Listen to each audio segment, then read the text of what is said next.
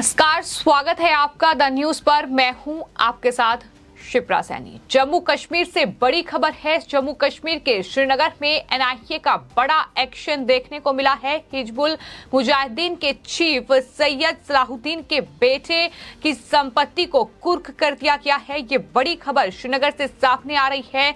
जिस तरीके से लगातार हिजबुल मुजाहिदीन का आतंक जम्मू कश्मीर में देखने को मिला, लेकिन अब ये राष्ट्रीय जांच एजेंसी ने बड़ा एक्शन लिया है। आपको ये बता दें कि हिजबुल मुजाहिदीन के मुखिया सैयद सलाहुद्दीन की संपत्तियों को राष्ट्रीय जांच एजेंसी ने कुर्क कर दिया है। जम्मू कश्मीर के बड़गाम में स्थित इन संपत्तियों की कुर्की को लेकर एनआईए ने वहां बाकायदा एक बोर्ड लगाया है, एक नोटिस चस्पा कर दिया गया है, जिसमें तमाम जानकारी लिखी हुई है कि आखिर किन वजहों से ये जो संपत्ति है कुर्क की गई है। नोटिस में ये लिखा गया है कि नरसिंहगढ़ मोहल्ला रामबाग श्रीनगर में स्थित सैयद सलाहुद्दीन के बेटे सैयद अहमद शकील की संपत्तियों को अटैच कर लिया गया है। आपको ये बता दें कि सैयद जो है वो घोषित आतंकवादी है और उसके खिलाफ एनआईए ने ये कार्रवाई यूएपीए एक्ट के तहत की है। यानी यूएपीए एक्ट के तहत ये पूरा एक्शन जो है वो हिजबुल मुजाहिदीन के मुखिया सैयद सलाहुद्दीन और उसके बेटों के खिलाफ लिया गया है। जिस तरीके से दरअसल एनआईए ने जो है सैयद सलाहुद्दीन को ब्लैकलिस्ट किया हुआ है और उसके बाद एक्शन जो है लगातार जारी है, लेकिन सैयद सलाहुद्दीन को पाकिस्तान ने पनाह दी हुई है और वो कई बार भारत के खिलाफ जहर उगलता भी नजर आया है। फरवरी महीने के दौरान पाकिस्तान में मारे गए हिजबुल मुजाहिदीन के लॉन्चिंग कमांडर बशीर अहमद पीर उर्फ इम्तियाज आलम के जनाजे में भी जो सलाहुद्दीन है वो नजर आया था, वो शामिल हुआ था और इस तरीके से वो पाकिस्तान में खुलेआम घूम रहा है। लेकिन भारत ने भारत की जो राष्ट्रीय जांच एजेंसी है उसे ब्लैकलिस्ट किया हुआ है और पाकिस्तान जो कि आतंक का पनाहगार है उसने इस आतंकवादी को पनाह दी हुई है।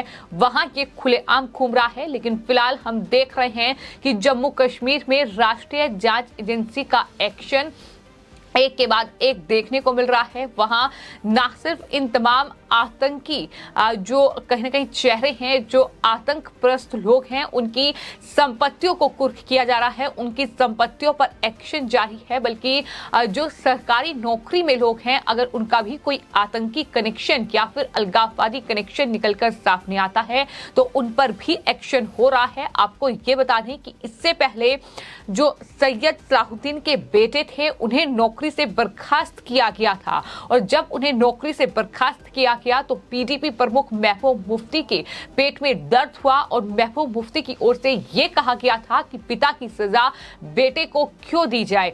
तो ये महबूब मुफ्ती जो कि पाकिस्तान से डायलॉग की हमेशा पेशकश उनकी तरफ से रही है कि पाकिस्तान से बातचीत भारत सरकार करे और यही महबूब मुफ्ती सैयद सलाहुद्दीन के बेटे की नौकरी जाने पर गम में थी। तो इस तरह की तस्वीर जम्मू कश्मीर से निकलकर सामने आई है जो कि बेहद चिंता का विषय है। जाहिर तौर पर जम्मू कश्मीर की सुरक्षा के लिए, जम्मू कश्मीर की शांति के लिए, क्योंकि आर्टिकल 370 के खत्म होने के बाद जम्मू कश्मीर में एक बार फिर से शांति बहाल हुई है। लेकिन अभी भी कुछ ऐसी ताकतें हैं, अभी भी कुछ ऐसे अलगाववादी चेहरे हैं जो कि इन आतंकवादी ताकतों को बढ़ावा देते हैं और उसकी वजह से ही हाल ही में हमारे कई जवान शहीद भी हुए हैं, जहां आतंकी हमला जो है वो सेना की गाड़ी पर किया गया। तो इस तरह की घटनाएं जरूर देखने को मिलती हैं, लेकिन इन सब के बीच ये बड़ा एक्शन जो कि हिजबुल मुजाहिदीन जो कि आतंकवादी संगठन है उसके मुखिया है सैयद सलाहुद्दीन जो कि फिलहाल पाकिस्तान में पनाह लिए हुए है, उसकी संपत्तियों को एनआईए ने कुर्क किया है और कुर्क दरअसल यूएपीए एक्ट के तहत उसकी संपत्तियां कुर्क की गई है। आपको ये भी बता दें कि अगस्त 2022 में जम्मू कश्मीर के उपराज्यपाल मनोज सिन्हा ने आतंक के खिलाफ बड़ा एक्शन लिया था, जिसकी चोट जो है सीधे सलाहुद्दीन पर पड़ी थी। उन्होंने टेरर इकोसिस्टम यानी आतंकी परिस्थितिकी तंत्र में संलिप्त पाए जाने पर बिट्टा कराटे की पत्नी सैयद सलाहुद्दीन के बेटे समेत 4 सरकारी कर्मचारियों को बर्खास्त कर दिया था। इन पर आतंकवादियों से संबंध रखने का आरोप था। तो जैसा कि मैंने बताया कि सैयद सलाहुद्दीन के बेटे की नौकरी गई और उसके बाद महबूब मुफ्ती का बयान सामने आया था। महबूब मुफ्ती ने ये कहा था कि पिता की सजा बच्चों को क्यों। तो इस तरीके से वो इस परिवार के लिए हमदर्दी जाहिर कर चुकी हैं, लेकिन इसमें भी कुछ नया नहीं है। महबूब मुफ्ती लगातार इस तरह की बयानबाजी करती हैं, लगातार वो देश विरोधी ताकतों को बढ़ावा देती हैं, अलगाववादियों और पत्थरबाजों को वो पनाह देती हैं। तो इस तरह के बयान उनकी तरफ से आना कोई नई बात नहीं है। लेकिन जम्मू कश्मीर में जिस तरीके से आर्टिकल 370 के बाद हालात बदल रहे हैं,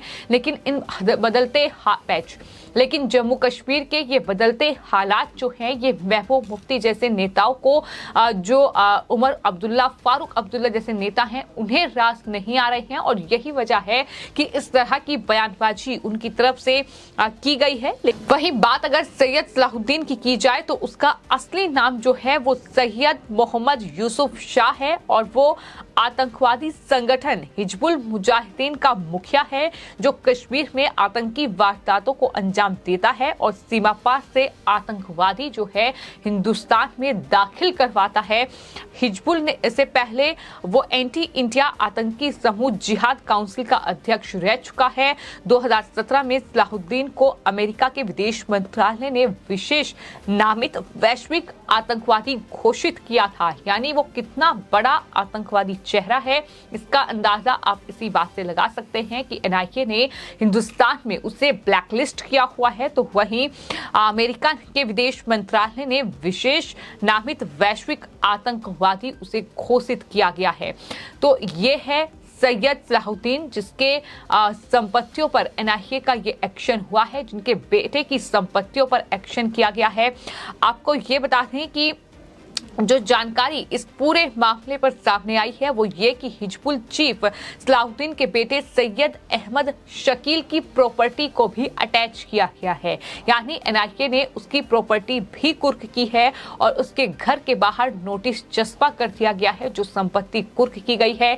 जानकारी दी गई है कि यूएपीए एक्ट के तहत ये एक्शन एनआईए का हुआ है, राष्ट्रीय जांच एजेंसी का हुआ है और ये पहला मौका नहीं है। इससे पहले भी दरअसल जम्मू कश्मीर प्रशासन और साथ ही सरकार ने जम्मू कश्मीर में कई बड़ी कार्रवाई की है। वहां बुलडोजर एक्शन भी हाल ही में देखने को मिला था, जब अलगाववादी और आतंकवादी जो कहीं न कहीं अप्रस्त लोग हैं, उनके घरों पर बुलडोजर एक्शन हुआ था।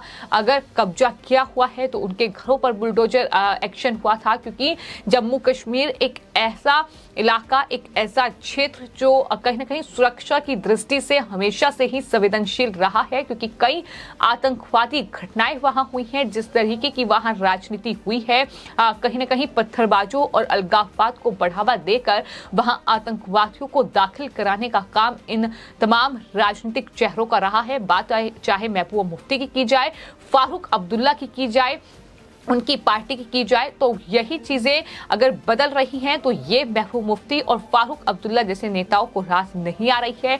यही वजह है कि ये आर्टिकल 370 की बहाली का जिक्र बार बार करते हैं, बहाली की मांग करते हैं और इस तरीके से अब जम्मू कश्मीर में ये बदलाव हो रहा है, जहां पत्थरबाजी और अलगाववाद पर लगाम कसने के लिए, आतंक को खत्म करने के लिए जो आतंकी बड़े चेहरे थे, जो जम्मू कश्मीर में कहीं न कहीं जिन्होंने संपत्तियां अपनी बढ़ाई हुई थी, जिन्हें तमाम राजनीतिक दलों का समर्थन हासिल था, अब उन पर राष्ट्रीय जांच एजेंसी शिकंजा कस रही है। और इस कड़ी में अब ये बहुत बड़ा एक्शन हुआ है, जहां आतंकवादी संगठन हिजबुल मुजाहिदीन का चीफ जो है सलाहुद्दीन, उसकी संपत्ति और साथ ही उसके बेटे सैयद अहमद शकील की प्रॉपर्टी को अटैच एनआईए ने किया है, यानी उसे कुर्क कर दिया गया है और वहां बोर्ड चस्पा कर दिया गया है। फिलहाल आपकी इस पूरे मामले पर क्या राय है, हमें कमेंट बॉक्स में जरूर लिखें और चैनल को सब्सक्राइब करें। धन्यवाद।